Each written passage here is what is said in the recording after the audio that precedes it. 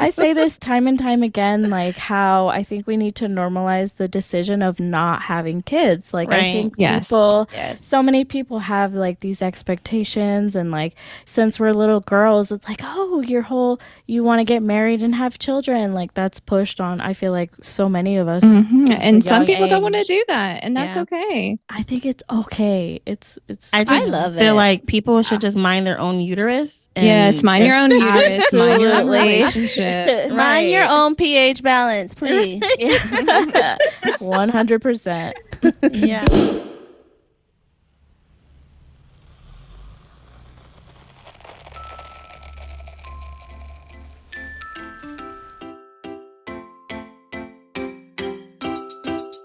Hi everyone, I'm Karina, and thank you for tuning in to another episode of Babies Down, Bottles Up. I'm here with my favorite ladies. Hey y'all. Hey. Oh, I'm favorite now. Oh, that makes me feel special. You've leveled up. Right? Moving up. Yes. How are y'all doing? I'm good. I want to say happy best friend day. Oh, it's National Best Friend Day. Really? Yeah. Oh, I had no idea. I forgot. So toast, you know. Yeah. So whatever you're drinking. With my besties. Bottles up. Hey. Oh, wait, we have another toast. Hold on. So as of we got today, a lot to celebrate today. Yes. We have reached 4,000 plays. Woo! Let's go. In 2 months. Like, I love wild. that. This is really making us like famous. Yes. We're feeling ourselves. Yeah. So don't forget though, we're still reaching for that 5,000. So if we get to 5,000 plays, we'll pick a random person to get some merch. Whatever that is. Not if, but when. You know. When. Yes. Yes. Hey, when and also rate us. But don't be doing this wild bullshit where you're like, I love the podcast. It's so great. But then give us 3 stars. Don't do that shit. But then also it's easy to accidentally click the wrong thing. So if you have rated us before, how about you just give it a little peek? Make sure that you only rated us 5 stars. Yeah. And 5 stars only. And if you meant that 3 stars, please email Don't say down. don't rate us. gmail.com. No, she said no. Why. Don't rate us. So if you if you're giving anything but 5 stars, don't rate us. Look, I somebody wanna rated know. us 1 star, and I just want to know who it was. So Yeah, come who gave us forward. 1 star? Yeah. Well, Come talk out. about Come it. out. I don't know. I mean, you can rate us, honestly, if you want to rate us 3 stars, but don't like be like, oh, I love the podcast. Like, tell us why you're rating us In an email. It hurts our stars. feelings. Yes. I want the feedback. Give it to me at babiesdownbottlesup@gmail.com. I'm serious. But not on the Don't- podcast player. Yeah. Just email us so we can know who you It's are. been your public service announcement. Yes. Soapbox done for today. No, I'm just kidding.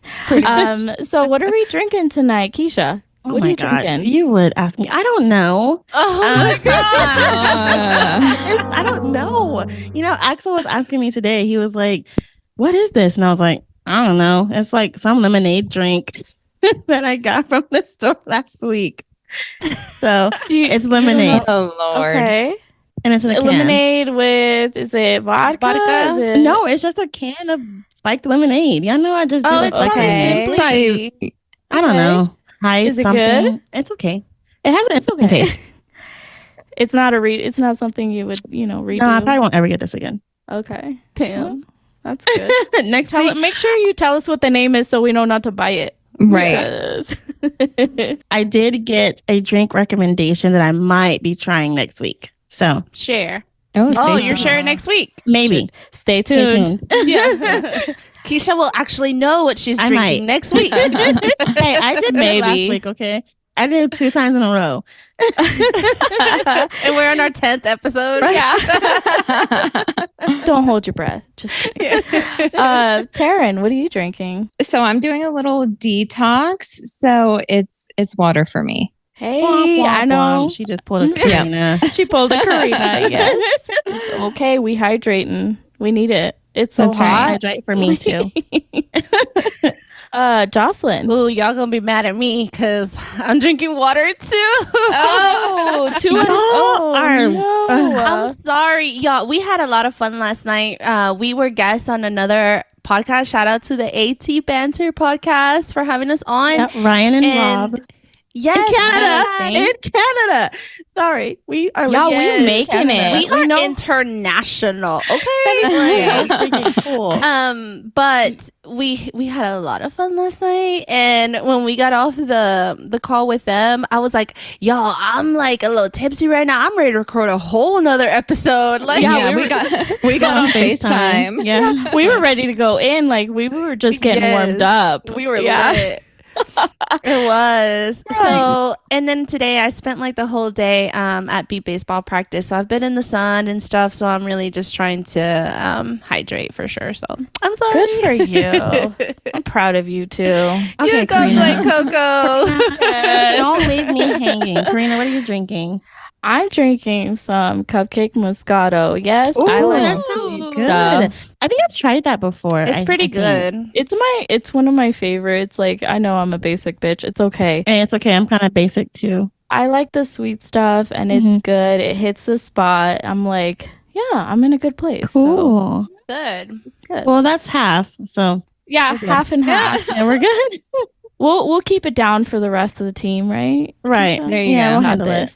We got it. We really want to thank y'all for tuning in every week and giving us feedback, whether it's good and bad. I mean, I appreciate it. I know Taryn doesn't, always love it and all that, but I really do appreciate constructive criticism. So if there's anything you guys ever want to hear, please email us at babiesdownbottlesup@gmail.com.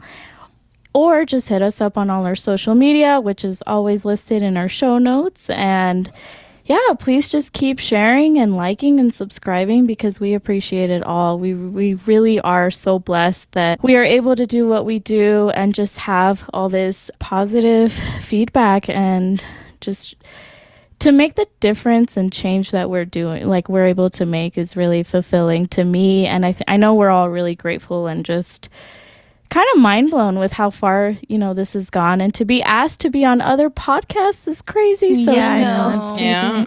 The community though is so dope, of like the emails that we get from other parents and just the kind of stuff that they relate to that we talk about, that for us is just like, oh yeah, I shared that, and you kind of forget because you do so much talking, and when people like reach out and say this really made a difference for me, it just makes us feel like we're not just getting on the microphone and yapping, you know what I mean? Like it's actually sometimes we are, but yeah. I mean, we're making there's a little bit of everything. I mean, there's a lot of bullshit. There's a lot of good knowledge and wise words of wisdom and all of that. But of course, you take what you can find useful and you leave what you think is stupid, and it's all good. It's all you, right? You do you. So again, just thankful for all of the support, and keep sharing and liking and subscribing. We love our audience. Thank you so much. Without further ado, though, I'm so excited for this episode, you guys, and I'm super excited that we had so much feedback of people who wanted to share and just had some input on this topic, because I think it's a sensitive topic for a lot of us, right? Especially being new parents and trying to figure out if we even want to be parents in the first place, right? I know a lot of us on the podcast have kind of talked about this amongst ourselves, and like we just decided that, wow, like this is a whole thing. Like we can turn this into a whole episode, and then of course it kind of blew up. And you want to give a background on like how we came about this topic? Yeah. Go for it, Jocelyn. So it was on Monday, actually. This is how it was a quick Last turnaround. Yes, it was a quick turnaround. And on Monday, I took my youngest daughter for an eye appointment. And, we have a group chat that we talk about all the time. Constantly. Yes. Popping. Yes, our group chat stays popping from sun up to sundown. And, we just talk about what we're doing all day. And I think like when I was leaving the eye doctor, I was just telling them, he said her vision is stable. school, and it was just such a feeling of relief. And we started talking about like the anxiety we get every time our kids have to go to the eye doctor. And then it turned into like, oh my God, we should really talk about this on the podcast, because I bet we're not the only ones that get this like pit in their stomach every time they have to take their kid to the eye doctor for whatever reason, you know. And then it snowballed from there, and by Tuesday night we had turned it into this whole thing where we were gonna have guests on, and we shared it on social media, and so many people wanted to share their feelings on it. I think it is just like a hot button topic, because we have all thought about it. Everybody that, you know, is now an adult within childbearing years, you know, or when you were younger, like maybe you thought about, do I want to have kids? But not even do I want to have kids, what if my condition can be passed on to my children? And am I ready to deal with that? And like those kind of questions start to become true, you know, when you get older and think about starting a family. So we just really wanted to dive into some of those stories. Yeah, it's definitely, I think, a topic that hits all of us in one way or another. You know, we have all these thoughts, and we never... You know, I feel like we probably get mixed kind of feelings. Like some people are all for it, and like people encourage us, like, yeah, you're a blind person, and like you live this life, and if your child is blind, like you're the best person to deal with it and all this stuff. But at the same time, it's like, do you really want to? There's no wrong answer. Like what's right for one person may not be right for someone else, and like we are all individual people. Absolutely. And that's what's so beautiful. And we have some guests who have a wide array of different thoughts. So we're really excited to share with all of you. So thank you guys for coming on. So without further ado, I would love to introduce our first guest. Her name is Jay. Jay, thank you so much for coming on and just being willing to share your thoughts and feeling about our topic today. How are you doing? I'm great. Thank y'all for having me. I actually listened to your podcast, so I'm excited to be. Thank you. Yes, thank you so much. That's cool. I wanted to share too. Brought my drink, and I said, "Oh, I'm gonna have my drink ready. Are they gonna ask me? Y'all didn't ask me." Girl, what are you drinking? Share, please. We're always looking for drink ideas. A beatbox. Have y'all heard those? No. I had that. Like, remember, guys, like 2 weeks ago. Yes, you had that like 2 weeks ago. It was like, oh, is that what it was called? It was one of the ones she remembered. Yeah. They're so good. Highly recommend. Thank you for coming on and drinking with us. Yeah, I feel like you're carrying the brand for us today. Yes. So thank you. I think from now on, whenever we have guests on, we should be like, bring a drink. It's required. Yes. It's a mandatory thing. BYOD. Yeah. It doesn't even matter if it's water. You just have to be sipping on something. Okay. Jay, again, we really appreciate you being on. How did you feel about having kids and being afraid of passing on your condition to those kids if you decided to have any? Well, let's start off by kind of letting her introduce herself. Sorry. My name's Jay. I actually have RP. So if you're not familiar with that, that's retinitis pigmentosa. It's a degenerative eye disorder. It starts out with night blindness and peripheral vision loss. And so right now, my central vision's still pretty good. I'm like 20/50 with correction. So that's pretty good. Peripheral's almost all gone, like at like 10%. So that's pretty closed in. But those are my circumstances as far as my eye disorder goes. And then to answer your question, initially I did want children, but it was like a combination of things for me. One, I am very much a realist, and the state of society I'm not a fan of. Yes. With that. It started with that and not so much my eye disorder, but then also, too, I kind of just realized that although other people saw that for me, it's not something that I was interested in it because of what other people wanted for me.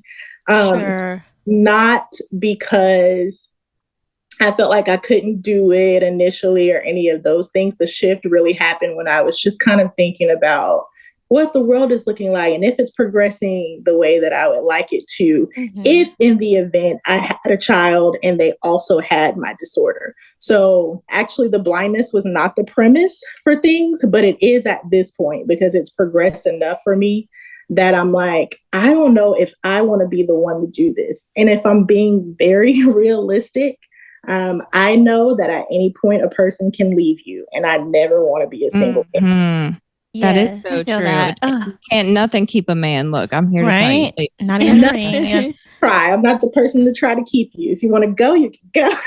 Here's the door. Yes. But I understand so much about what you were saying, that you considered a lot of the world that we live in right now, how things are, not just like politically, but just financially, but also safety concerns in this country right now. And that's a very real thing, because I think as parents, also like another anxiety, this can be a whole nother episode on its own, but it's sending your kids to school every day, So I totally understand that, and I respect that for sure. Did you have any like pushback from your friends or family or anything like that? Yeah. Does everybody in your life know that you made this decision? Yes. I actually didn't have any pushback, which is really, I feel like a lot of people experience that, and I'm grateful that I haven't. But my mom had me at 17 years old. And she has always been like, you don't need kids. You don't want to do that. Death, I do. But she's always been that way. She's never wanted grandkids. My grandma sometimes, but I think that's generational. But there's not too much pressure. She's like really supportive of the way that I live my life. I'm pretty much a free spirit.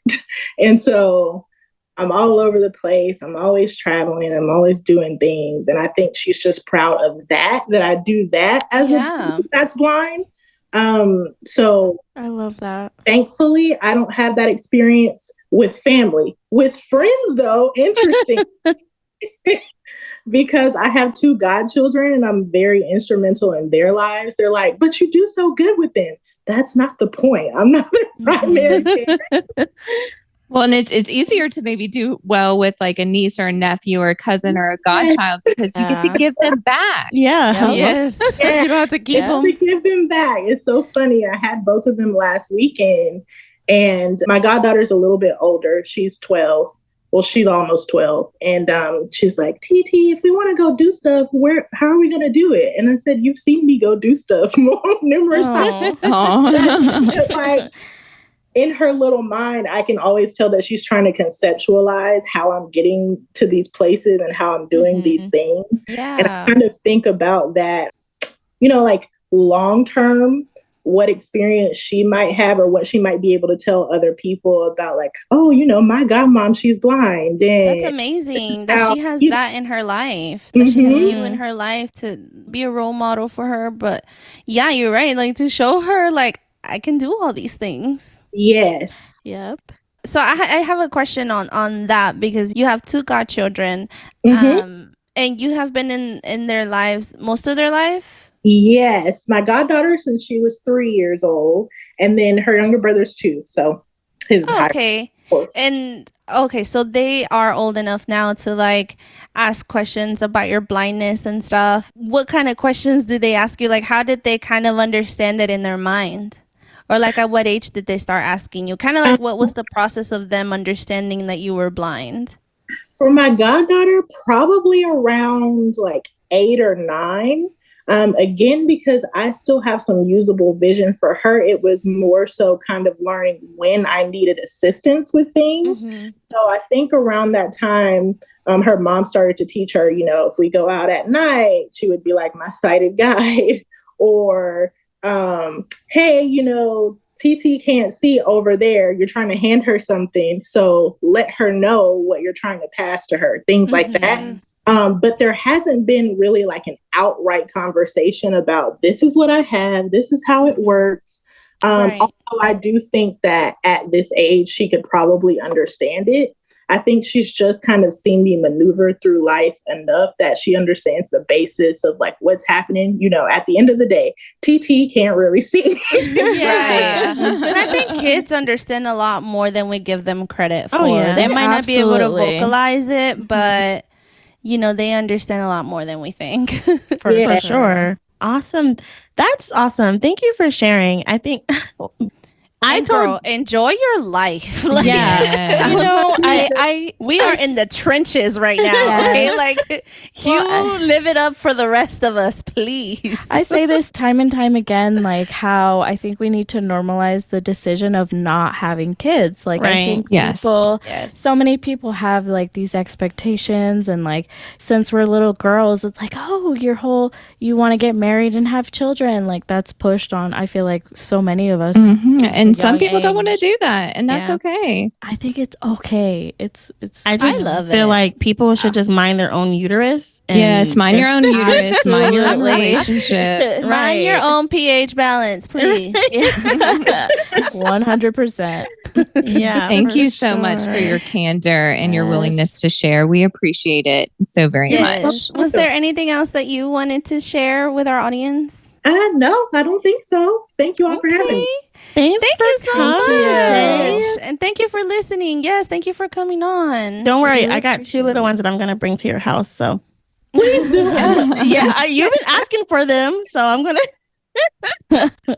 You asked for it. I love kids. I really do. So drop them off because I'll keep them.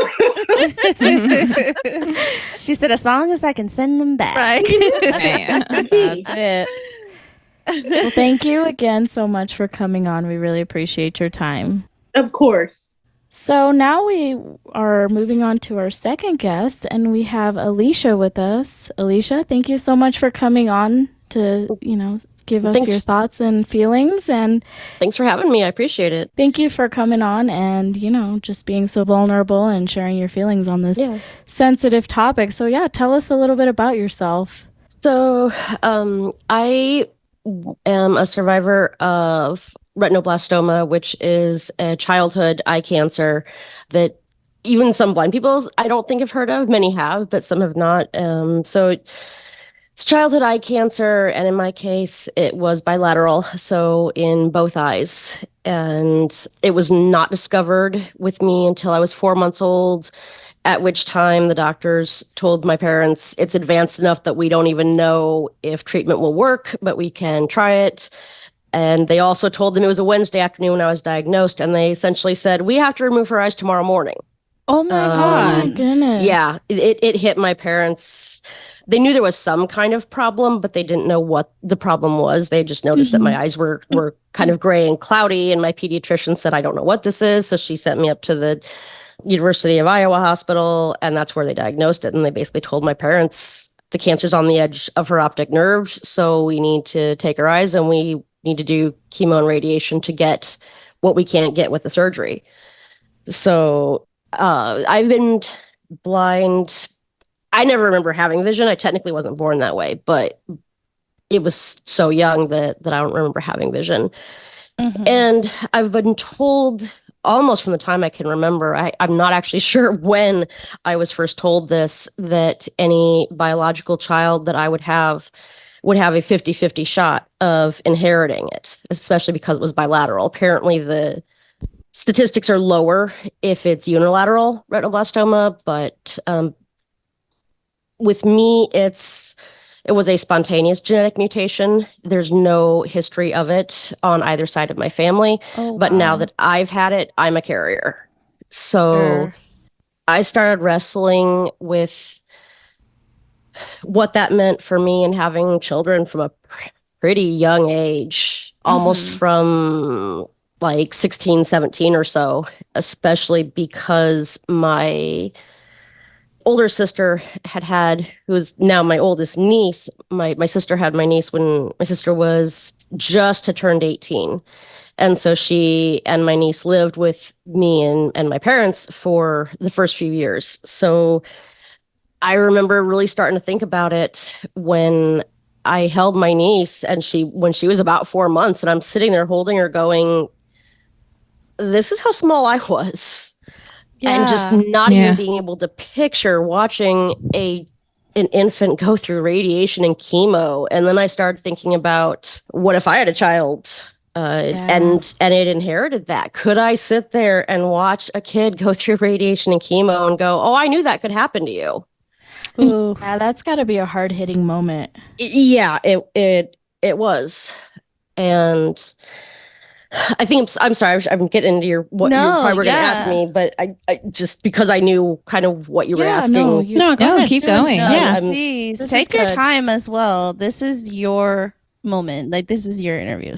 And I appreciate that. Yes. That's when it really started to hit, was when I actually saw a 4-month-old baby and started picturing that.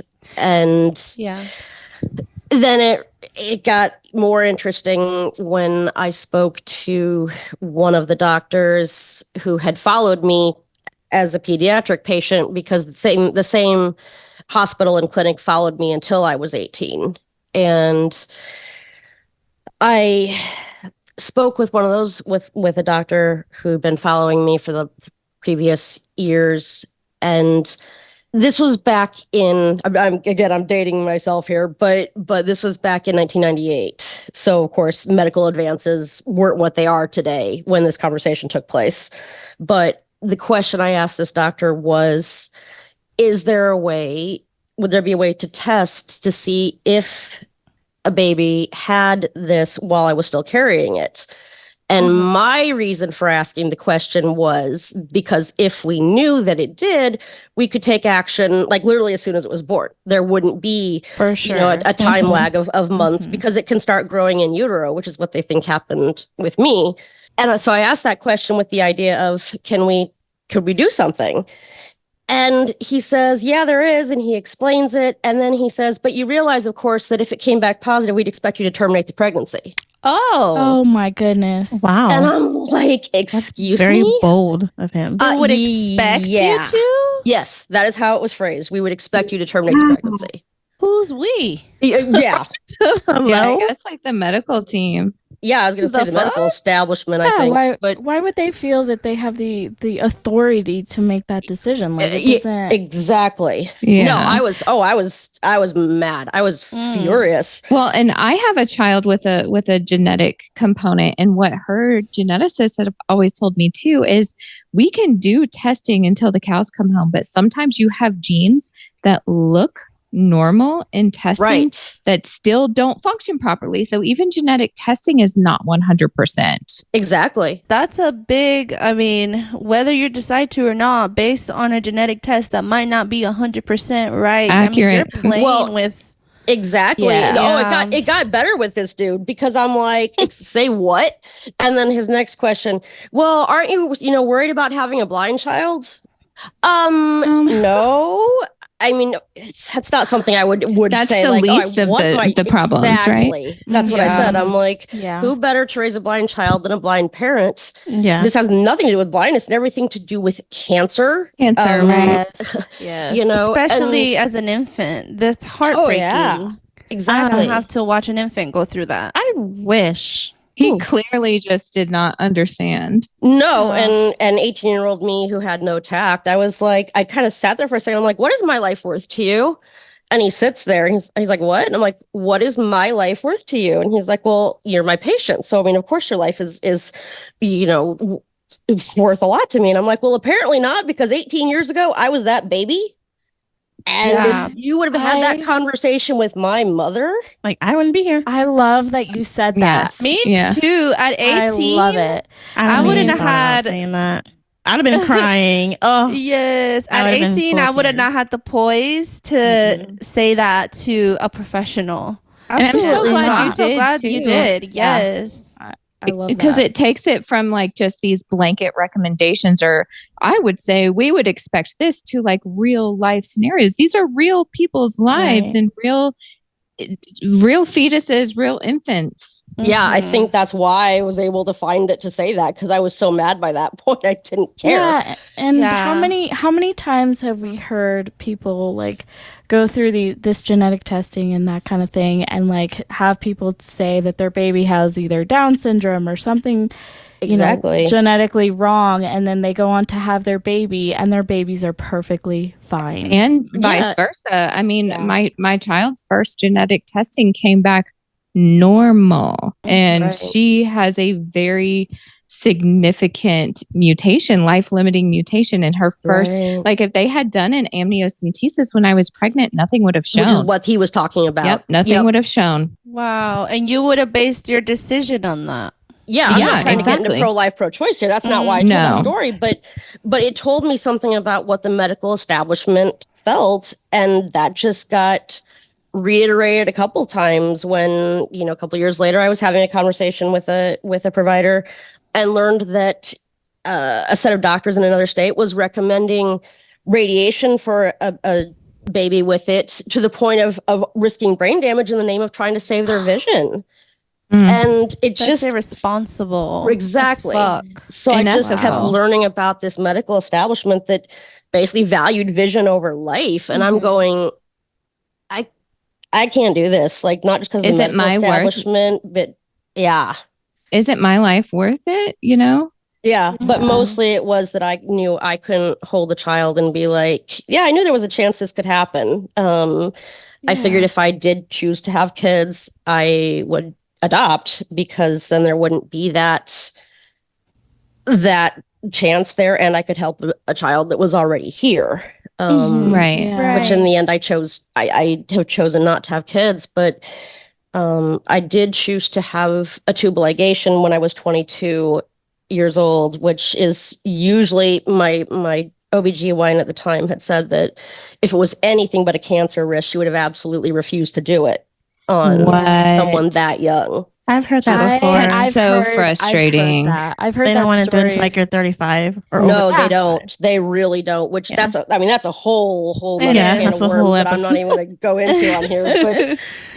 But but no, because it was a cancer risk, they did do it. So I made that decision pretty young. But from about the age of 17 to 22, I really, really, really struggled with that. Yeah. So you do have children now, correct? No, I do not. You do not? No. Okay. I didn't know if you had actually gone the adoption route or not.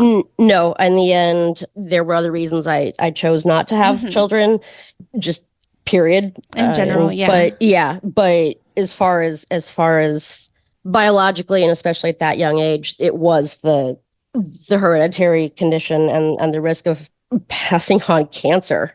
Yeah. Well, speaking from someone, me.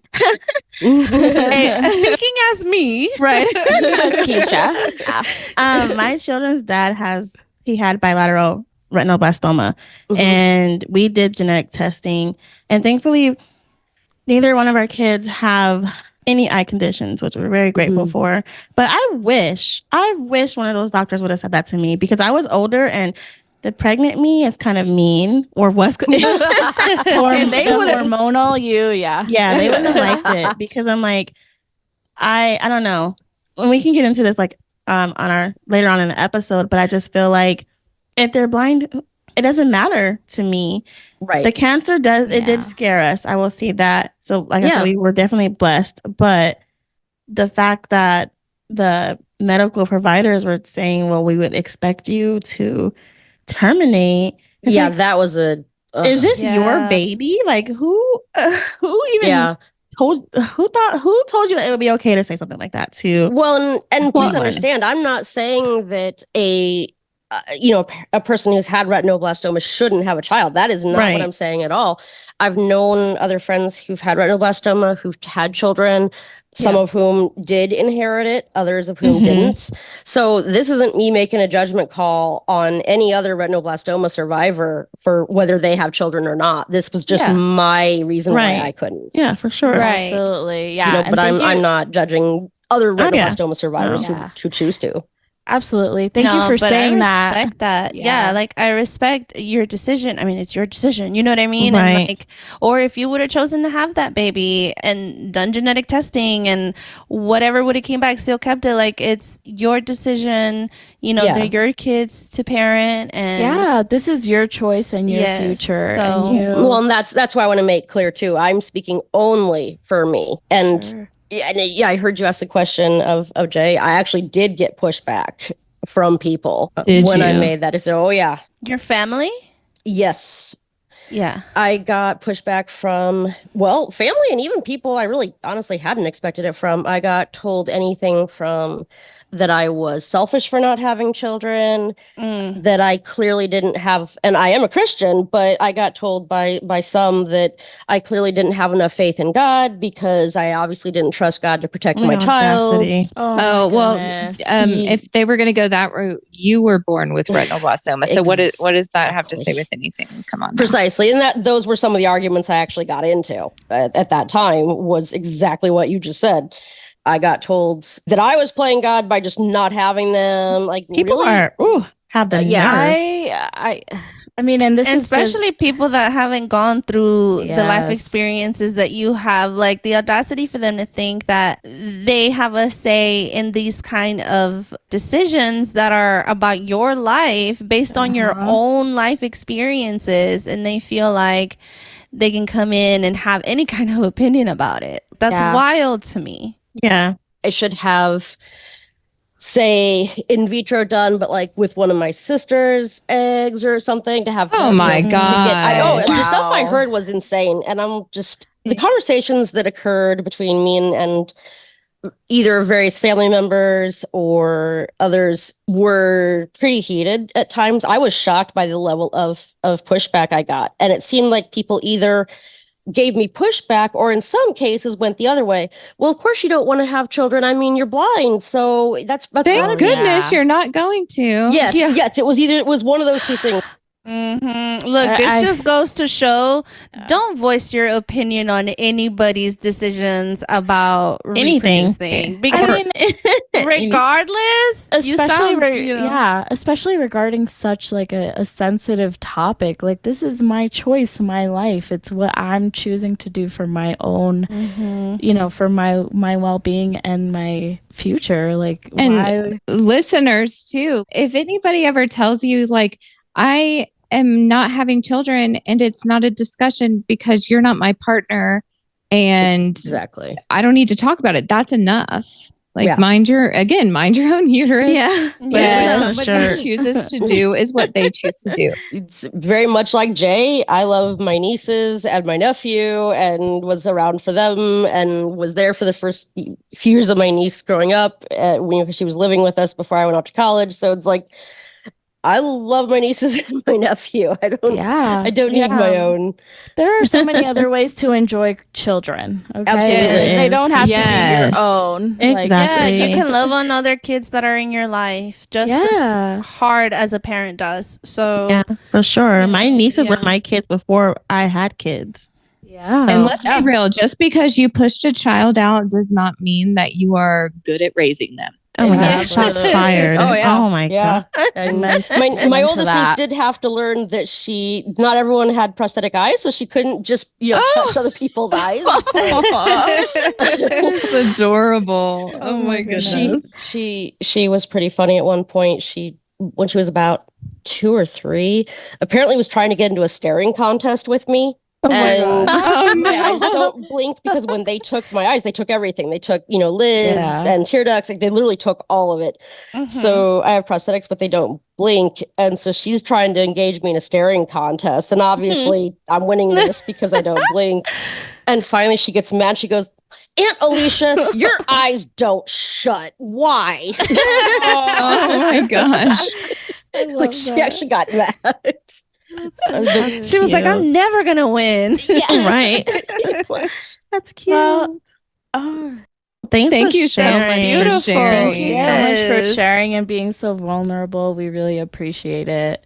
Yes, thank you so much for agreeing to come on. You were so well spoken, and thank you guys for doing this topic. It's something that I honestly wish got talked about more openly. So I appreciate you guys for talking about this and for seeking people's opinions. And so thank you for doing that and for including people who have children and those who don't. Yeah, when we were talking about this, we specifically too wanted to find people who are child-free by choice, because I think so many people don't appreciate that perspective enough. Right. So thank you so much for sharing. And we've had value different perspectives here. So thank you for always. sharing yours. Yes. Yes. Thank you so much for your time. Yeah, of course. Yes. Thank you guys. Appreciate it. Have a good night. Thank you. You too. Thank you. Last but not least, I would love to introduce our next guest. We have a power couple here. We have Miss Brittney and Garrett Mooney, who are joining us tonight. Would you please tell us a little bit about yourselves? So I was born with congenital cataracts, which then developed into glaucoma, which then led to, just eye pressure problems throughout my entire childhood. And then when I was like 15, I've had several retina detachments in both my eyes. Lost my vision in my right eye due to a retina detachment. Because when they go and remove your cataracts, they take out the lens and, this little sac thing that holds the lens. Mm-hmm. And the lens is what keeps fluid in your eye from touching your retina. So when they remove the lens and all that stuff, there's nothing preventing the fluid from reaching back there and grabbing hold of your retina. So like too much contact or something like that, the fluid can grab a hold of the retina and pull it off, which is what causes a retina detachment.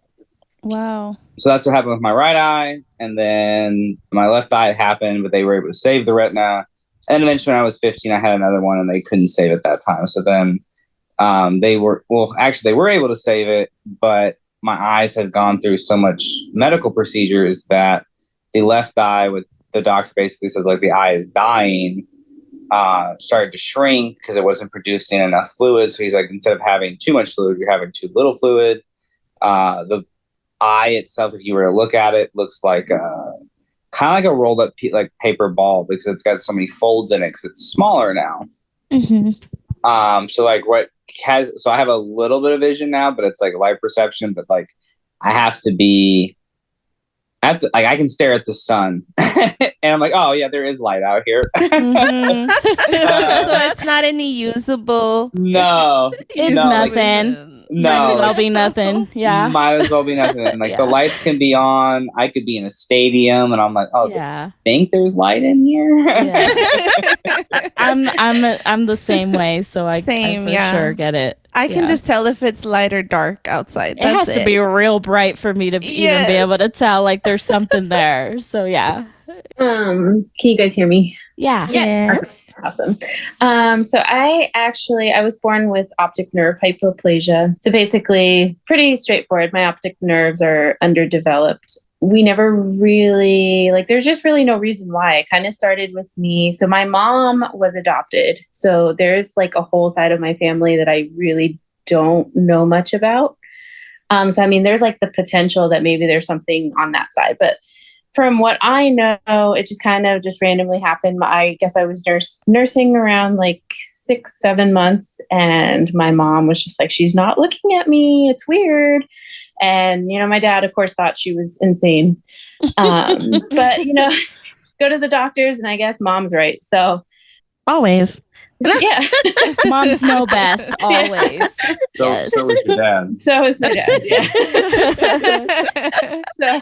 So my condition did come with some other medical things. So I had a growth hormone deficiency. So the pituitary gland was kind of all sorts of whacked out. I had to take growth. So at the age of 6, I was the size of a 3 or 4 year old.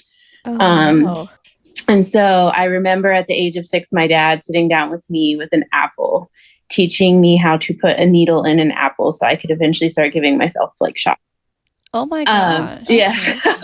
And at the time, it was this is just a medical issue. Cool. Well, I found out later that along with the hypothyroid, all of it goes along with just underdeveloped. So the condition sometimes can come with other medical things, which luckily I grew out of by 18 or 19. I'm sure my parents Is that a typical thing for optic nerve hypoplasia? So I didn't think it was, because I've met a couple people with it who it's totally normal. But then I've met, I'd say probably at least 2 or 3 people that have had one or the other. They either had the growth hormone or they've had the hypothyroid issue. Interesting. So I feel it's a hit or a miss thing. It when I looked it up, it definitely does come. It can come with other issues. So, but for the most part, I mean, I have some usable vision. My left eye is. The doctors put it at finger counting. I feel like it's pretty useless. My right eye, it's decent. It's enough. So gets the job done. Yeah, it gets the job done. Enough to get you in trouble. That's what I tell Martin all the time. Yes. They're like, how much can you see? I'm like, well, let's just say this. I can get myself in trouble, but I never can get out. So out of it. There you climb up on the playground equipment with my kids, and I'm like, oh crap! Now how do I get? I love it when random people on the bus do it. And I was like, enough to be able to tell someone what you look like. Let's just leave it at that. Alone. That's acceptable in Baltimore. Yes. On those buses. Oh, Baltimore. Don't ever give them the impression that you can't. Right? Yeah, no. Don't do that to yourself. So can y'all kind of tell us a little bit about how y'all met and like what your relationship progression was like? I can tell you that. No, I'm just kidding. I was like, I can tell you too. Let me tell you. No. Yeah, right? I like Karina. She'll be honest about me at least. So. Oh yeah, Brittney did not like Garrett. Yeah. Garrett didn't like Brittney, right? Let them tell their story their way. I know. Dang, you just putting out all the tea. She's not wrong. That is the intriguing part of our relationship. Like I always start off with that when I tell people, because we actually met when I was finishing up my ITP program at the Colorado Center for the Blind, and he was just starting. And I took over your room. Yes, you did. I know. Love it. So we actually had a few encounters and absolutely hated each other. Like could not. So like a couple years later, if you meet her, you'll know why. Hey, why, Garrett? Wow. And Garrett is cringy sometimes. The fact that he thinks he can say that to his wife is a problem. Yeah, right. Right. You ain't getting food tomorrow. Really sure if I still. I mean, are you surprised? It's Garrett. Like you aren't getting meals tomorrow. Sorry. That's right. So we were hired a few years later to work a summer program back at Colorado Center. And I remember both of us were calling our, who's going to be our boss at the time. And we're just like, why? Like, why are we working with so-and-so? And like 3 weeks later, we started dating. And then a year later, we came back to work. I have to ask, what changed? Like, what? I'm curious too. She just took one look at me. Oh my God. She took one look at you and she didn't run. She got close enough to really get a good look at him. It's not that bad. Did she cook you a really good ass meal and you're like, actually, it was vice versa. It was vice versa. Oh. We're still going that route. I'm still doing it. I had the 9-month-old, whatever.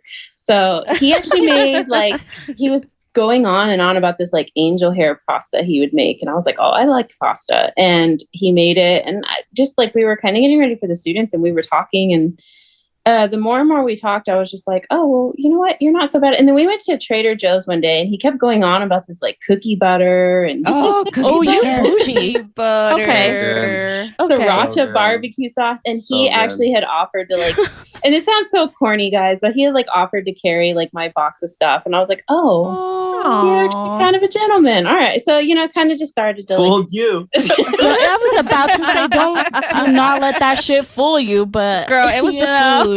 Right. Right. It had to be because, here we are 9 years later. It's okay, girl. My husband cooks long? too. 9 years. 9 years. I remember at the very beginning. Oh, that's so great. Y'all are so old now. Sorry. I know. I feel like we're all old. Okay. Go to bed at 9:30. Yes. Karina, you were right. You told us years ago we'd be going to bed at 9:30. Yeah, that happens. I mean, I go to bed at 8:30. The earlier the better. Let's be honest. I do that too sometimes. I put my schedule around my son. He wakes up like freaking 5 times a night, so I'm gonna get whatever sleep I can. Oh, you poor thing. For sure. Yeah. So the cat's out of the bag. Y'all have children. So how did that? We know what that means. You did. So So did y'all have a conversation? Like, kind of tell us, did y'all ever even think about the possibility of passing on your condition to your kids before you decided to have them? Did y'all have a conversation? So we never really actually had a conversation because when Garrett and I got together, Garrett has a daughter, and I met her. I actually have been a part of her life since she was about 1.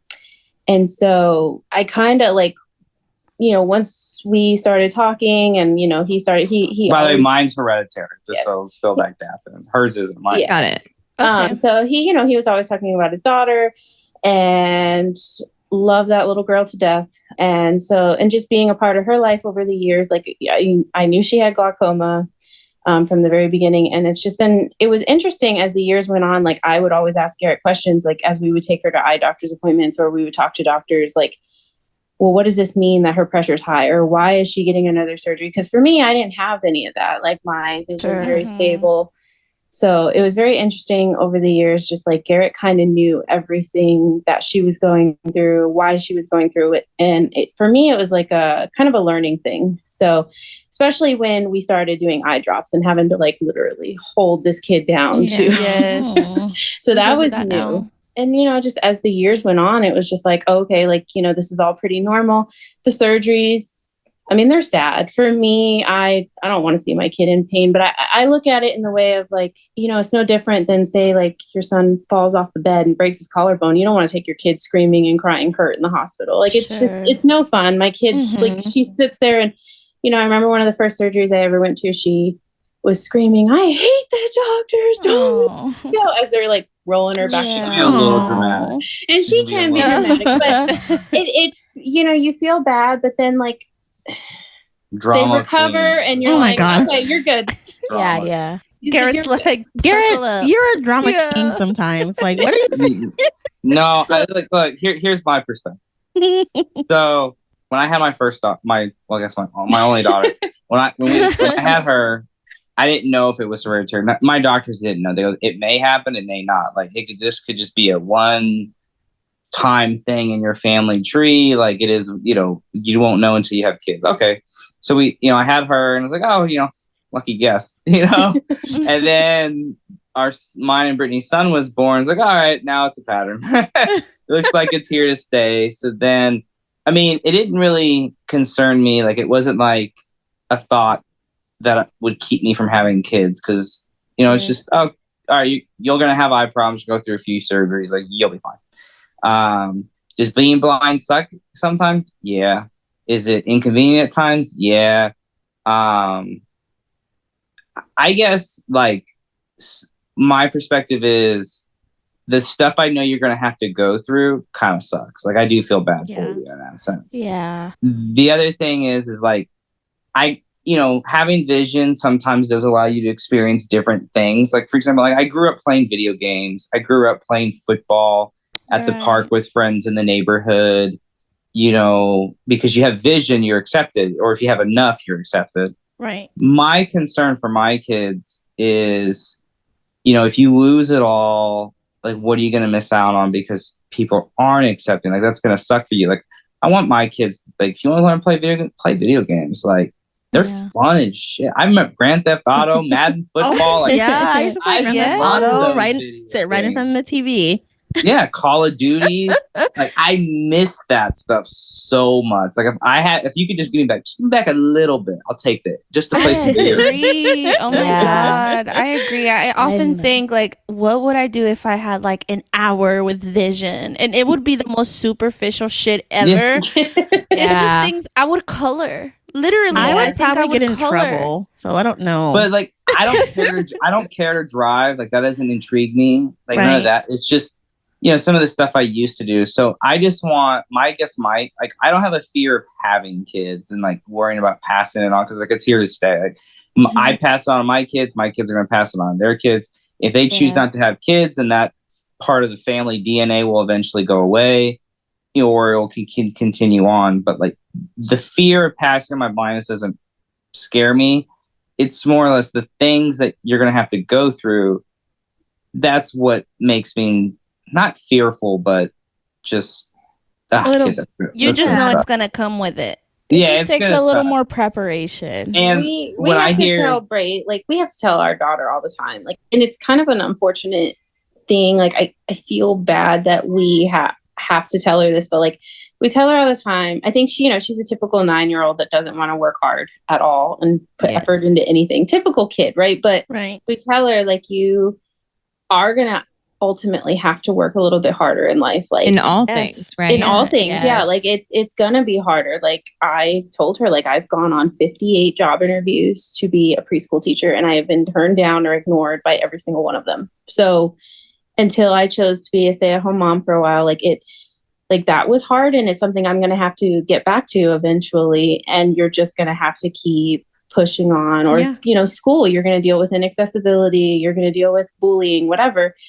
And those are some harsh realities sometimes to have to like put into a kid's mind, but it is what it is. And you can like, for me, like I know she and my son or any kids I have will be successful. Yeah. But see, the benefit also, I know we say like the best parent for a blind child is a blind parent, but also like I didn't have like I'm the only one with a visual impairment in my family. So I didn't have anybody to tell me this is what it's going to be like. Oh, yeah, I had to figure all that out by myself. And so I think, that's another advantage of, hey, if my kid is going to go through this, like I can prepare them as much as possible and tell them what I went through to hopefully help them deal with it better than I did. So like one thing I do with Braley is, I remember what it was like being the blind kid growing up. And there were situations that I felt like if I could go back and do it all over again, I told like she's, had kids at school, like they pick on the blind kid. It's going to happen. Yeah. And when she tells me about it, I'm like, no, this is what you're going to do. Fuck them, bitch. You would. Okay. Yes. Hit them with your cane. Right? Fuck them. Trip them. Yeah. I tell you, do not let them pick on you. Really stand up for yourself. You may get into something. Even my dad taught me this. Like, you may get into something physical because they think they can push you around because you look weak. It's fine. Tell them their mom's a whore. It's okay. Oh my gosh. But I try and help her out with comebacks when when the kid says something, say this back. Not good at this. No, she sucks. That's such a dad thing, though. It really is. You're gonna punch them like this. That is. I even tell her, like, Braley, if they're trying to hurt you with words, hurt them back. But you got to be meaner about it. This poor kid sits at the dinner table looking back and forth. Mom, Dad, which one do I listen to? Because I'm like, Braley, just ignore I'm like, no, do not listen to her. I can see that. No, both of you, I see that for sure. It's just like in those situations, like, no, do not handle it like I handle it. You have to be fearful. And you cannot let, like, I guess, because it's like, I look back now, I'm like, man, I wish I would have handled that one differently. Because I don't want perspective. I do not want you to be pushed around because you're going to be pushed around your whole life. And if you don't stand up to it now, you're just going to let this always happen to you. Yeah. I agree. Granted, that is so true. She's 9 years old and she'll probably grow into it, but like, dude, that kid needs a backbone. She needs to buck up a little bit. I love my daughter. I do. But we're trying to do That's such a dad thing to say. It is. Oh my God. It's going to take time for sure. But I'm definitely the tougher, like, I'm the tough one. I'm the tough love. Brittany's the You don't say. Yeah.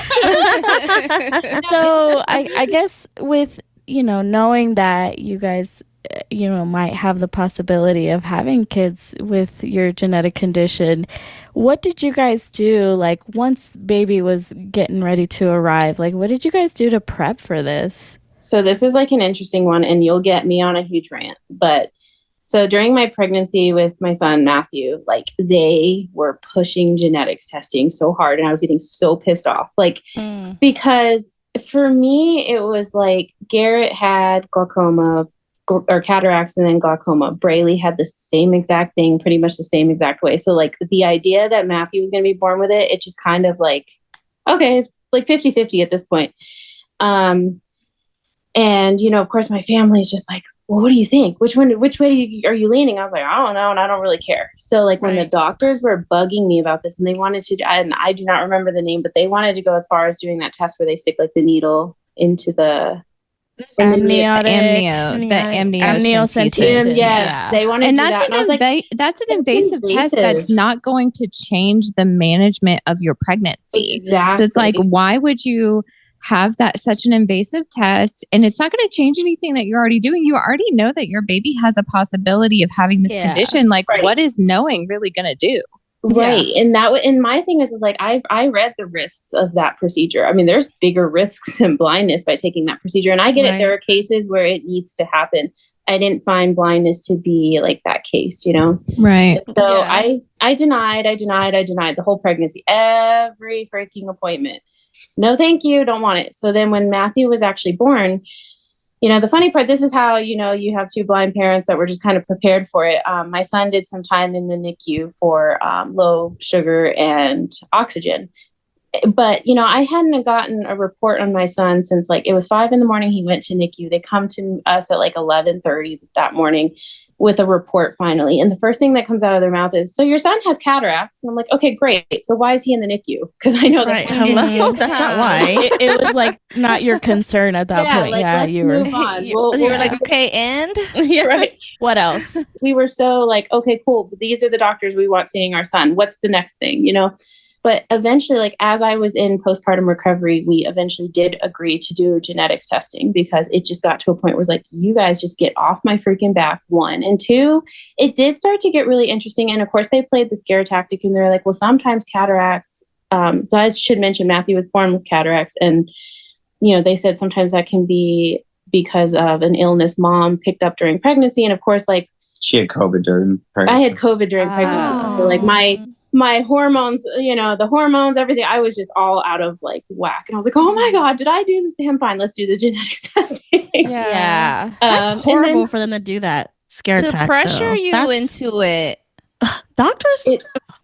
I will say that the scare tactics are insane.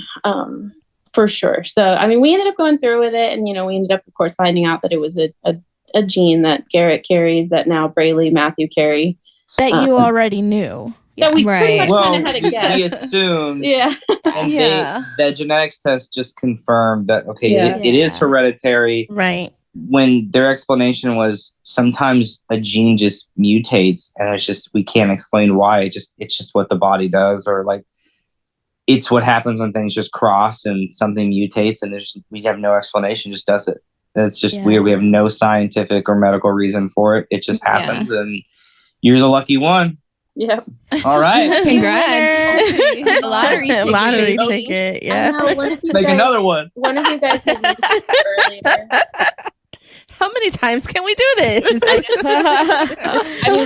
I am curious because we want more kids, and that is something we've had a discussion about. We definitely want at least one more, and I am actually very curious to see what is going to happen. Are you going to do anything differently this time? Will you do genetic testing again, or are you just Nope. Okay.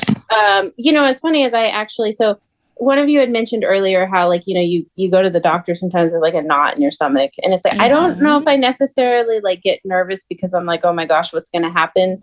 It's more or less as of right now, he has had the cataracts removed. He's wearing glasses, and we're just kind of waiting to see if the glaucoma appears. And as of right now, it hasn't, but it could. So I always go to the doctor what's this pressure going to be like?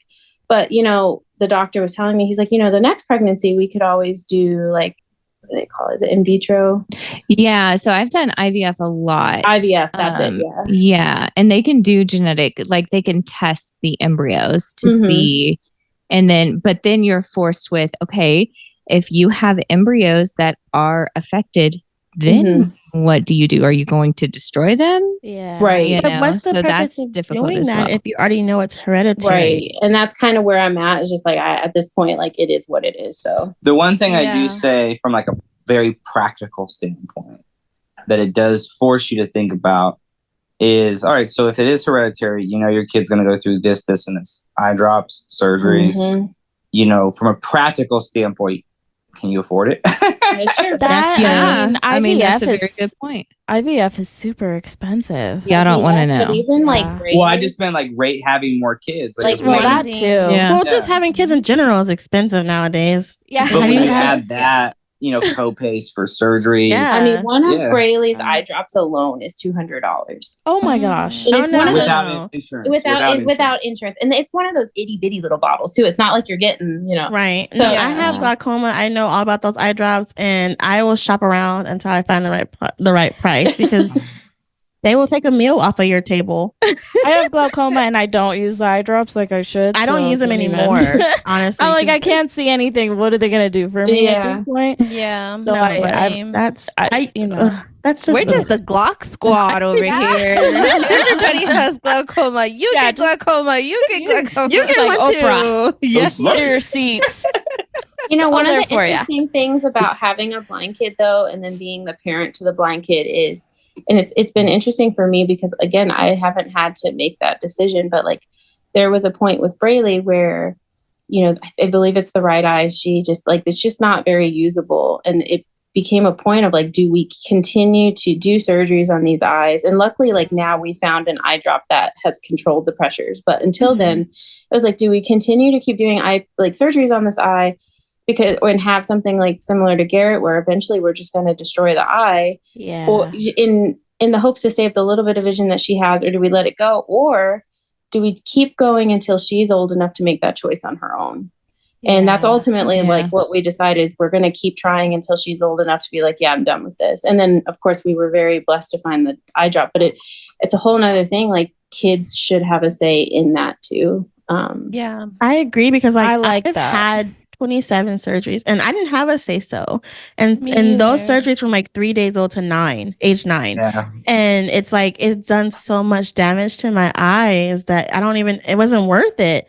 But I never had the opportunity. And back in the day, parents didn't think like that. They were like, you're going to do what I say. Well, parents just want to do what the doctor thinks is best. Yeah, they don't know. Honestly. Well, on top of that, like not just the surgery, like, man, I got a fear of needles. I hate IVs. Like, you put an IV towards me. Yeah, it's terrible. I will sweat through my clothes. Mine is the, like when you don't go to sleep, when they get you in the operating room and they got to do like the mask. Yes, that is mine. I can't even smell that shit because I freak. That shit's dude, when my kid had surgery. That is the biggest trauma for me. My kid had surgery a couple weeks ago, and when I went in there to, as he was waking up, and I was so freaked out, and it wasn't even my thing. Yeah. I was just like, I was like, take that shit away from me. Yes. I can't smell it. I can't even hear it because I flip out. Like my mom had to like talk me down a little bit. She's like, "You're fine. He's waking up. He's doing great." And I was like, "No, get it away." That was really hard for me. Like when Zane had surgery. Like seeing him wake up from the anesthesia, I cried, and sadly we have to go through it again in like 2 weeks. And I'm just not ready for it. And it's hugs to you, mama, because it's so like even if it's stressful. Like a minor thing, it's like there's your kids, so it gives you like a ton of anxiety. Like I get it for sure. I will say that's the really crappy part is I don't care. I don't care if they're just putting the kid under for like a what do you call it, like one of those examinations because they just don't want to sit still. You don't want to see your kid hooked up to wires, and I think it's especially for a mom, it is really hard to go in there and your kid wakes up crying and they're fine, but it really gives me flashbacks to I think a lot of my trauma too with doctors. So I'm just like, I hope he's okay. Like I hope he's not feeling the anxiety that I felt because I was like Braylee. I hate these damn doctors. Yeah, that's how I was too. I mean, I would kick and scream. So yeah. They would tie me down. It was waiting for Braylee to start screaming and cursing at me. She's like, "Don't touch me, you motherfuckers!"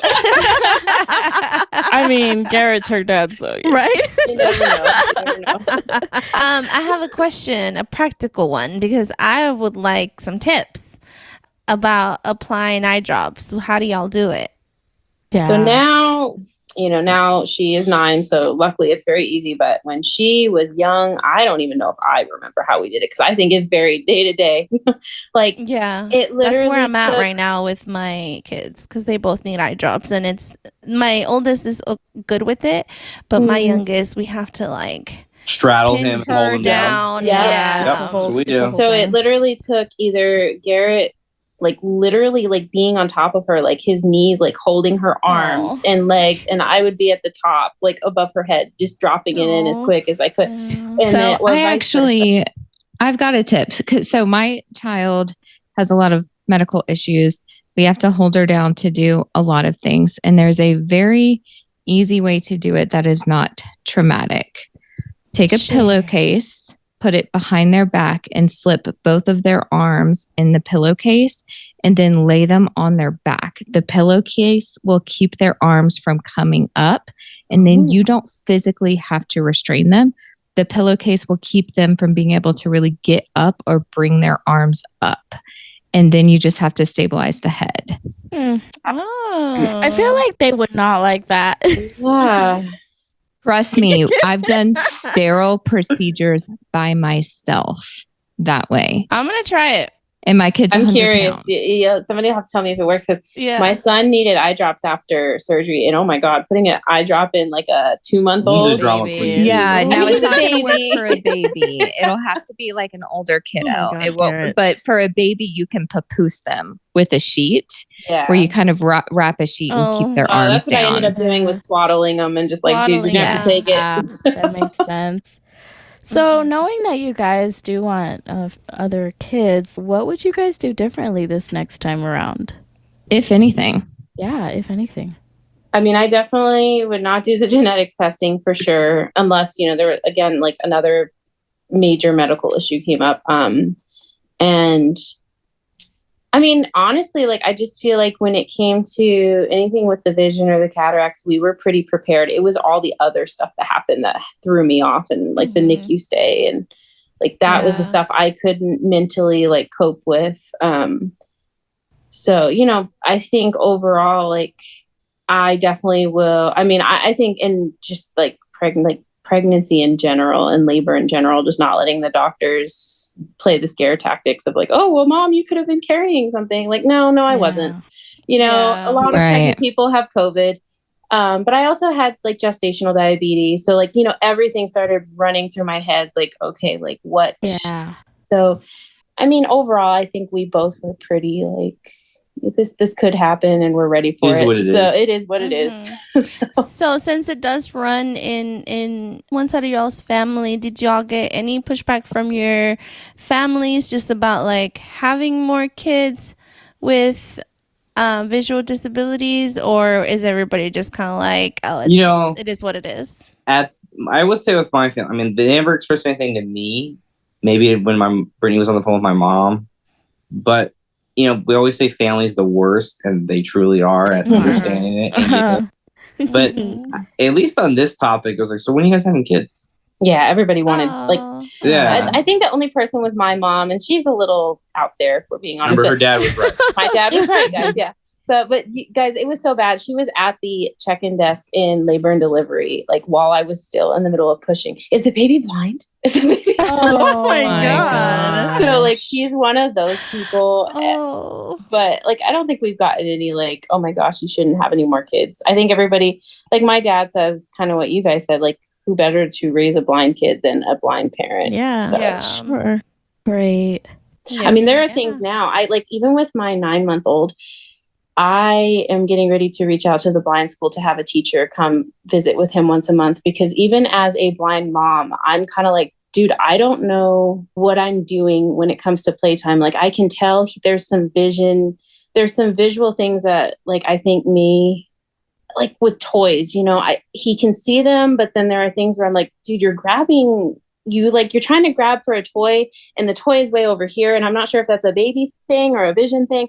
And I just want somebody to come look and make sure that it's not hindering anything else, like development. Good for you. Right. I love that you're starting now, and you're, you know, he's so young, but you're starting so early. Yeah, that early intervention is key. Absolutely. I'm proud of you guys. Y'all. I know. I love it. Y'all are awesome. Brittney, I feel for you though. Have to deal with Garrett every day, but I have one more question. I knew I was going to come onto a show and get beat up the whole time. It's because I love you, Garrett. Hold on. We've been nice during the interview, so, you know. I have one more question for y'all. What is like your biggest piece of advice for somebody who is going through this and, you know, maybe unsure of like, should we go through with this, knowing that you do have this genetic condition? Like, what do you think is your biggest piece of advice? If you want to have a kid, then have a kid. Yeah, I love it. I mean, anybody can become disabled at any time. Yeah, any of us. True. I mean, I could lose my arm tomorrow in a car accident. You know, Amen. I guess I would ask yourself, if you didn't have this eye problem, would you have a kid? Yes. All right, then have a kid. Yeah. Like I said, there's so many resources out there that you're not alone. And I think for me, like, even for me, like sometimes I think parenting can be very isolating sometimes. And and when you're a parent of a disabled child, I think that can be even more like isolating. Look, get in my DMs because I'm telling you. Yes. Yeah. So I think it's just a matter of like, if you, like Garrett said, if you want to have a baby, for me, like I wanted children. I didn't care. Like I have always wanted to be a mom. And having Braylee for so many years was amazing. And like being able to have my son, like it was amazing. And I wouldn't trade it for the world. And there's going to be a ton of challenges. But I think just like I said, finding those resources, finding people that can help you where you don't know what you're doing.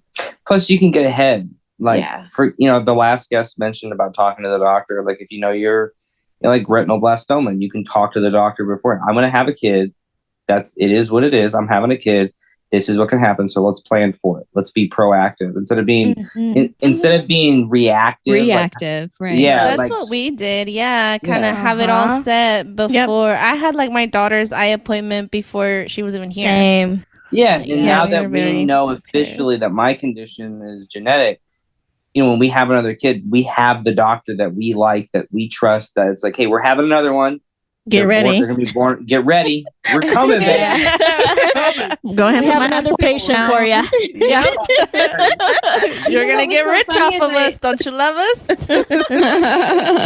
I took Braylee for a typical like checkup, and the doctor was so great, and she like knows Braylee so well and knows us so well, and she's like, okay, well, you're like 6 months pregnant, so hey, in 3 months when Braylee comes back for her appointment, I'm just gonna go ahead and look at your kid too. You know, so I think it's just making sure you have a doctor you're comfortable with, and and like even the last like story we listened to, like that's like heartbreaking to hear that the doctor was honestly just such an asshole. But I'm realizing a lot of doctors in general, they can be like, I've had a lot of offensive things said to me during pregnancy, and it's just a matter of ignoring them and, like Garrett said, doing what you want and like just finding the right, because you can always switch doctors. Yep. I've said this before. They work for you. They work for you. Exactly. Don't pay an asshole. So. Right. Yeah, pretty much. Well, thank you guys so much for coming on. Thanks, guys, for having us. We really appreciate your time and just sharing. Yes, please come back again. Yeah. I'll come back with wine next time. So. Yes. Are you breastfeeding? I am for about 3 more months, and then we are winning. Nice. He's Let's biting. Go. Good for you. That's what you think, because I was saying the same thing, and I ended up breastfeeding for 23 months. So, oh my gosh. 9 months was enough for me. Get out of here with that. I don't know how you're doing it because he's got top teeth and bottom teeth, and in the past 2 days, I have been bit so hard. Girl, we used to fight because she used to think it was funny. Ooh, we used to fight. I feel you. 9 months was it for me. I did 7. We cut it off. I was like, you know what? We're going to Hawaii. This would be the perfect time to stop right now. Yes. Oh my God, same. I stopped because I was going on a trip and I was like, I want to drink. It was the perfect time. It was the perfect time to cut them off. Like I was like, you know what? I'm not gonna be here for a week, and I'm not doing this pumping and sending, you know, like this whole mission to try to pump while I'm on vacation. So I started winging him like a couple weeks before we left, and I was like, yep. Oh no. This is what it's gonna be. And I was so ready to be done anyway. We had to do it the hard way. At that point. I'm trying really hard to make it to a year, but I'm definitely like, dude, this biting, I can't. Taxing. It's a whole thing. Like that's a whole episode. Yeah, that's a whole episode. Come back. Stay tuned for that one. But yeah, it really. Whole episode we talk about boobs. You cannot come back. This is gonna be the titty episode. I'm in. Yeah. I got my calendar. When are we doing it? I'm gonna have drinks with Martin. Yeah, y'all be on Zoom criticizing all the just the peanut gallery. Yeah, they need to stay out of this one. Well, thank y'all so much. I really appreciate y'all coming on. Yeah, thank you guys so much. This was great. We appreciate your time. Peace out, girls. All right, bye. Thank you.